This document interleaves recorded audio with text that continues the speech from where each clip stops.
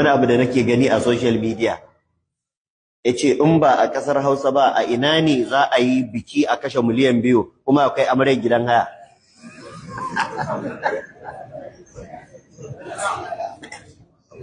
In ba a kasar Hausa ba a ina ne mai gadi yake da 'ya'ya 12 amma mai gidan da ake wa gadin 'ya'yansa 2 to ya kamata ai wa gadi.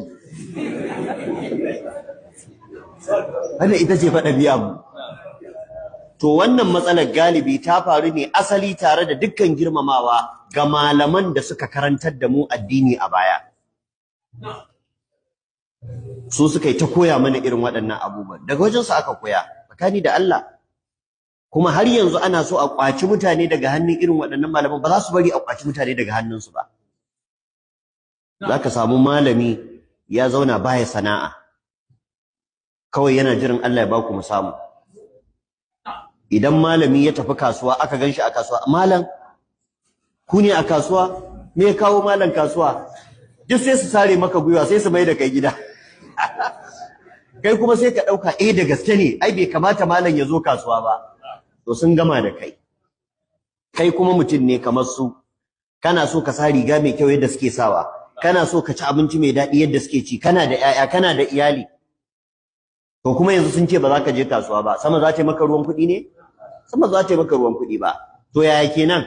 To daga nan ne fa sai a ta kirkiro bukukuwa. Shi yasa malamai a ƙasar Hausa zaka ga bukukuwan su sun fi karantarwar su yawa. Da yawan su ma ba sa son sa karatu ba dan ba za su iya karantarwa ba, dan kada karatu ya biyo ta maganar babu bikin su soke, kuma bikin hanyar samun kuɗin shiga su ce.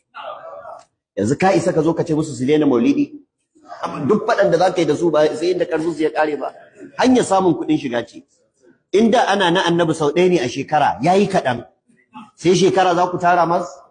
Dole yanzu ya ƙirƙiro na shehuwa ne, kan a gama na shehuwa ne, kan a gama na shehuwa ne, kuɗin shiga su ta shigowa.